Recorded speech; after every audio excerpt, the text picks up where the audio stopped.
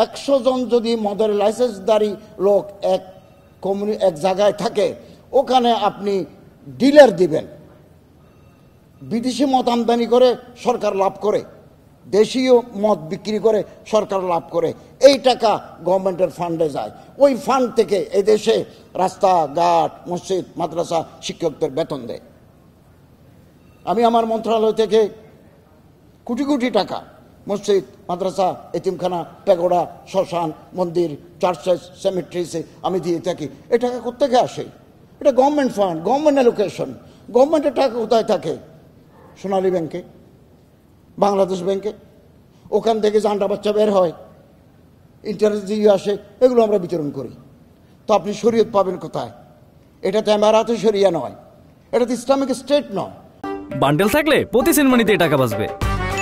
বিকাশ send money bundle কিনে জিতুন প্রতি লেনদেনে। এটা completely secular state, legacy from the British regime.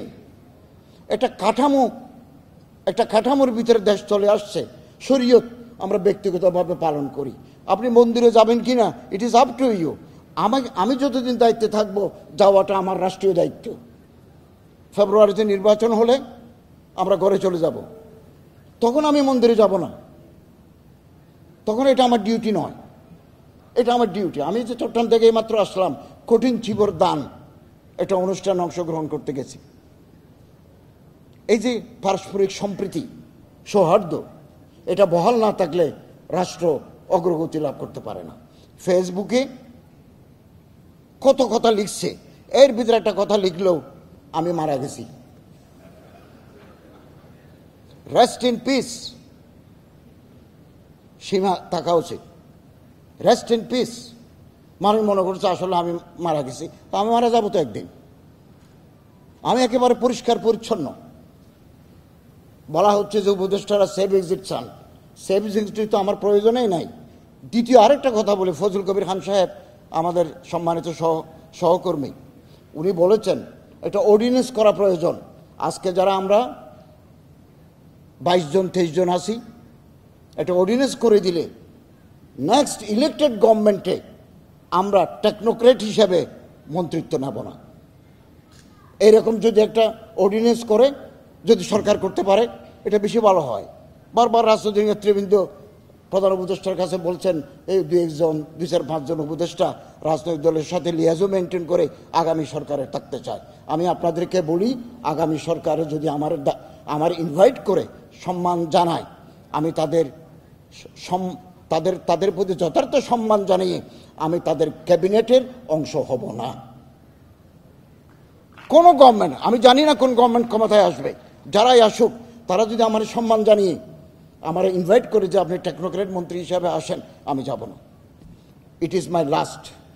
আমরা 15 মাস কাজ করেছি, ফেব্রুয়ারিতে নির্বাচন হবে, আমরা আরও 2-3 মাস আছি। এটাই আমরা কাজ করে যাচ্ছি। জাতি মূল্যায়ন করবে আমরা কি করতে পেরেছি, কি করতে পারি নাই। আমি 1 টাকার দুর্নীতি করি নাই। 8.5 কোটি টাকা আমি হাজিদের ফেরত দিয়েছি। 39 কোটি টাকা এজেন্সির টাকা সৌদি আরবে ছিল, এগুলো এনে এজেন্সির মধ্যে বিতরণ করে দিয়েছি। তবে 16-17 বছরের ঝঞ্ঝাল বছর 1.5 বছরের ভিতরে পরিষ্কার করা যায় না। We are trying hard. আমরা চেষ্টা করে যাচ্ছি আন্তরিকভাবে, এবং একেবারে আমরা পরিচ্ছন্ন, ট্রান্সপারেন্ট। আসুন, এই জুলাই বিপ্লবের মাধ্যমে একটা সুযোগ আমাদের হাতে এসেছে, একে অপরের হাত ধরার, কাছাকাছি আসার। এই সুযোগ হারালে আরো 54 বছর অপেক্ষা করতে হবে। এবং আমরা কমিটেড, ফ্রি, ফেয়ার, ইম্পার্শিয়াল একটা নির্বাচন দিয়ে এবং নির্বাচিত গভর্নমেন্টের হাতে ক্ষমতা হস্তান্তর করে আমরা ফিরে যাব। এবং আপনাদের পরামর্শ চাই, আপনাদের মতামত চাই, এটা আমাদের কাছে অত্যন্ত গ্রহণযোগ্য। নয়া দিগন্ত আমাদের চলার পথে আমরা যে রাষ্ট্রীয় দায়িত্ব পালন করছি, এক্ষেত্রে আমাদের সহযোগিতা করে যাচ্ছে। বারবার আমরা তাদের সহযোগিতা পেয়েছি, আগামী দিনেও আমরা পাবো, এই প্রত্যাশা ব্যক্ত করে আমার কথা শেষ করলাম। আপনাদের প্রত্যেক আন্তরিক ধন্যবাদ জানাচ্ছি।